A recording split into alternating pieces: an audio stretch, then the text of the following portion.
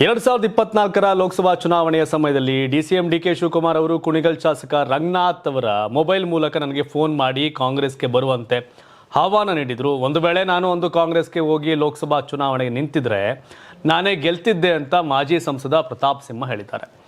ಉತ್ತರ ಕನ್ನಡ ಜಿಲ್ಲೆಯ ಕುಮಟಾದಲ್ಲಿ ಆಯೋಜಿಸಲಾಗಿದ್ದ ಕಾರ್ಯಕ್ರಮದಲ್ಲಿ ಜನರನ್ನು ಉದ್ದೇಶಿಸಿ ಮಾತನಾಡಿದ ಮಾಜಿ ಸಂಸದ ಪ್ರತಾಪ್ ಸಿಂಹ, 13ನೇ ತಾರೀಕಿಗೆ ನನಗೆ ಬಿಜೆಪಿಯಿಂದ ಟಿಕೆಟ್ ಕಟ್ ಮಾಡಿದ್ರು, 7ನೇ ತಾರೀಕಿಗೆ ನನಗೆ ಟಿಕೆಟ್ ಹೋಲ್ಡ್ ಮಾಡಿದ್ದಾರೆ ಅಂತ ಗೊತ್ತಿತ್ತು. 12ನೇ ತಾರೀಕಿಗೆ ಡಿಕೆ ಶಿವಕುಮಾರ್ ಅವರು ಕುಣಿಗಲ್ ಶಾಸಕ ರಂಗನಾಥ್ ಅವರ ಮೊಬೈಲ್ನಲ್ಲಿ ಕಾಲ್ ಮಾಡಿ 12 ನಿಮಿಷ ಮಾತನಾಡಿದ್ರು.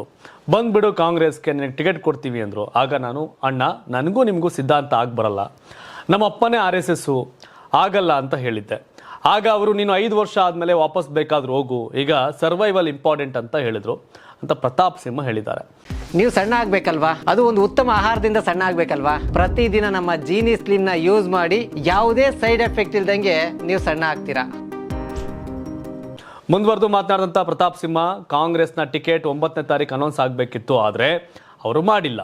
ಮಾರ್ಚ್ 21ರವರೆಗೆ ಹೋಲ್ಡ್ ಮಾಡಿದ್ರು. ಆ ಮಧ್ಯೆ 4 ಜನ ಕಾಂಗ್ರೆಸ್ ಶಾಸಕರು ಬಂದು ನನ್ನನ್ನು ಬೆನ್ನತ್ತಿದ್ರು, ಆದರೆ ನಾನು ಯಾರ ಮಾತನ್ನು ಕೇಳಲಿಲ್ಲ.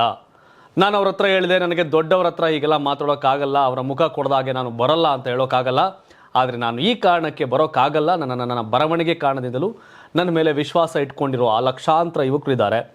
ಜನ ನನ್ನ ಮೇಲೆ ಬೇರೆ ರೀತಿ ಯೋಚನೆ ಮಾಡ್ತಾರೆ, ಆದರೆ ನಾನು ಇವತ್ತು ಅಧಿಕಾರಕ್ಕೋಸ್ಕರ ಎಲ್ಲರೂ ಪಕ್ಷ ಬದಲಾವಣೆ ಮಾಡಿದ್ರು ಅಂತ ನಾನು ಪಕ್ಷದಿಂದ ಪಕ್ಷಕ್ಕೆ ಆರೋಕ್ಕಾಗಲ್ಲ ಅಂತ ಹೇಳಿದೆ ಅಂತ ಪ್ರತಾಪ್ ಸಿಂಹ ಅದನ್ನು ನೆನಪು ಮಾಡಿಕೊಂಡಿದ್ದಾರೆ.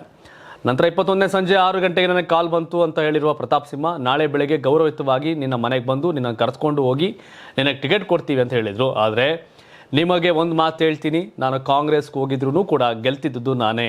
ಯಾಕಂದರೆ ನಾನು ಅಷ್ಟು ಜನರನ್ನು ಕಟ್ಟಿದ್ದೆ, ಅಷ್ಟು ಜನಕ್ಕೆ ನಾನು ಸಹಾಯ ಮಾಡಿದ್ದೀನಿ, ಜನರ ಸೇವೆಯನ್ನೂ ಮಾಡಿದ್ದೀನಿ. ಆ ಬಲದಿಂದಲೇ ಇವತ್ತು ಹೇಳ್ತಿದ್ದೀನಿ, 2028ಕ್ಕೆ 100% ವಿಧಾನಸೌಧಕ್ಕೆ ಪ್ರವೇಶ ಮಾಡ್ತೀನಿ ಅಂತ ಪ್ರತಾಪ್ ಸಿಂಹ ಭಾಳ ವಿಶ್ವಾಸವನ್ನು ವ್ಯಕ್ತಪಡಿಸಿದ್ದಾರೆ.